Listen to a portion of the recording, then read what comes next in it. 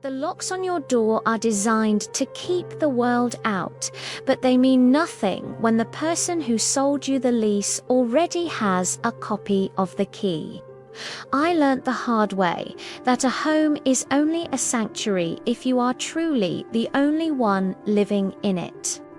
This is the story of how my dream apartment turned into my worst nightmare. I found the studio apartment on a sun-drenched Saturday afternoon. It was one of those moments that felt like fate, like I had just won the lottery. The listing was for a basement unit in a classic old brownstone, the kind you see in movies. The rent was impossibly low, easily $300 below the market value in that neighborhood. As a recent graduate, I didn't care about the lack of natural light or the slightly musty smell. I just needed a place to call my own, a space where I could finally unpack my boxes and my life. My landlord was a man named Mr. Henderson. He lived on the first floor, right above me. He was a frail, soft-spoken man, probably in his late 70s, with wispy white hair and kind, watery eyes. He seemed like a lonely widower gentle, a bit forgetful, the type of neighbor who might ask for help opening a jar. When we first met, he held my hand for just a second too long during the handshake, his grip surprisingly firm.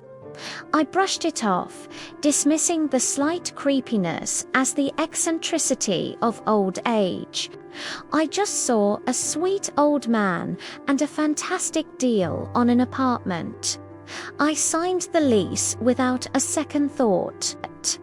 For the first 2 months, life was blissfully quiet. The basement apartment was my little cave, my escape from the bustling city. I settled into a routine, enjoying the simple freedom of having my own space. But then, the first incident happened. It was a small thing, so small I almost didn't notice. I came home from a long day at work and went straight to the kitchen to make dinner. I distinctly remembered leaving my favorite mug, the one with the chipped rim that I loved, dirty in the sink that morning. But when I looked, the sink was empty. The mug was sitting perfectly on the drying rack, sparkling clean. My first thought was that I must have washed it in a pre-coffee haze before leaving for work. It was a weird lapse in memory, but I convinced myself that's all it was. But the logical explanations started to wear thin as more strange things happened. I'd come home to find a book I'd left open on my pillow, now closed and moved to the nightstand. One evening, I returned to find my shower curtain pulled completely shut, when I was absolutely certain I always left it open to air out. The air inside the studio began to feel different, too. It felt heavy, occupied. There was a faint but persistent scent of peppermint, like old-fashioned candies, mixed with something musky, like old clothes stored in a dusty attic. It wasn't my smell. It wasn't the smell of the old building. It was something else, something personal. I started to feel a constant low-grade anxiety. Was I losing my mind? Was I becoming that forgetful? I'd double-check the lock on my door 3 or 4 times before leaving. I'd take pictures of how I left my room in the morning, just to prove to myself I wasn't imagining things when I came home. The feeling of being watched was inescapable. The apartment no longer felt like a sanctuary. It felt like a stage. After a particularly unsettling week where my thermostat was adjusted and my desk chair was slightly moved, I knew I had to do something. I gathered my courage and went upstairs to confront Mr. Henderson. I knocked on his door, my heart pounding in my chest. When he opened it, he had that same gentle, bewildered look on his face. I explained as calmly as I could the strange occurrences. I told him about the clean mug, the moved book, the unfamiliar smell. He looked absolutely devastated. His eyes welled up and his voice trembled as he swore he would never ever dream of entering my apartment without my explicit permission. He looked so sincere, so genuinely hurt by the accusation that I felt a sharp pang of guilt. Maybe I was wrong. Maybe I was just stressed from my new job and my imagination was running wild. I apologized for bothering him and retreated back to my apartment, feeling foolish. But as soon as I stepped back inside my own door, the smell of peppermint hit me so strongly it made my eyes water, and I just knew I wasn't crazy. The breaking point, the final undeniable proof, came a few days later. I had been frantically searching for my spare car key for over a week. I had torn my apartment apart, looking for it, convinced I'd lost it somewhere outside. Then, one evening, I came home, dropped my bag, and froze. There it was, my lost car key, sitting directly in the center of my small kitchen table, glinting under the light. There was no way I could have missed it. It had been placed there. That was it. No more doubts, no more gaslighting myself. That night, I went online and ordered a hidden security camera, one disguised as a simple USB wall charger. It arrived the next day.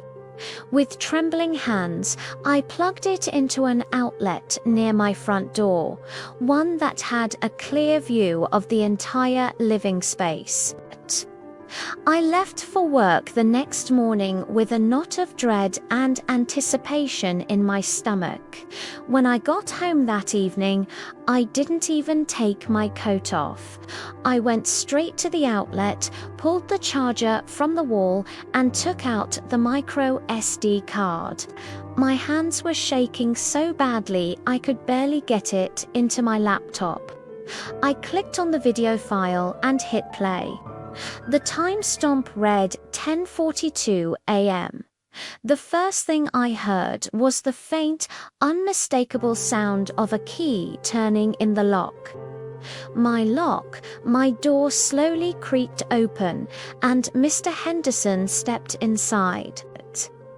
The man on the screen was not the frail, forgetful old man I thought I knew. He moved with a firm, confident gait. There was no hesitation. He closed the door silently behind him and stood there for a moment, just breathing in the air of my apartment. He walked over to my closet, opened it, and began touching my clothes. He pulled out a sweater I had worn the day before, one of my favorites. He pressed his face deep into the wool and took long, slow, deep breaths, like he was trying to inhale my very essence. My blood ran cold.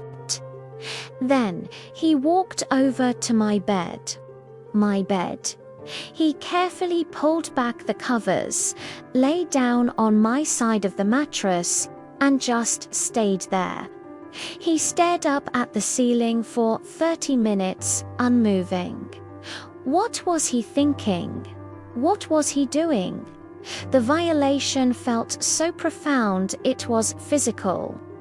Finally, he got up, smoothed the covers, and went to my desk. He pulled out my journal, my private thoughts, my fears, my dreams, and he began to read it. He sat in my chair at my desk for 3 hours, casually flipping through the pages of my life. I realized with sickening clarity that while I was at my desk at work, he was sitting in my chair. While I was sleeping in my bed at night, he was memorizing the scent of my life, replaying it in his mind. I couldn't watch anymore. I slammed my laptop shut. I didn't stay another minute. I grabbed my passport, my wallet, and my keys, and I bolted. I didn't even pack a bag. I just ran. I called the police from a friend's house. They went to the apartment and confronted him with the video evidence. They gave him a citation for criminal trespassing, but they told me the charges were minimal because he had unstolen anything tangible or physically harmed me. He hadn't stolen anything. He had stolen my peace of mind, my sense of security, my home. I moved out that weekend, my friends helping me pack in a blur of frantic energy. I live in a high-rise now, with a doorman and multiple security cameras in the lobby. I pay a lot more in rent, but it's a price I'm willing to pay. But even now, sometimes when the building's ventilation system kicks in and a cool draft blows through the vents, I swear I can still smell a faint, sickening hint of peppermint.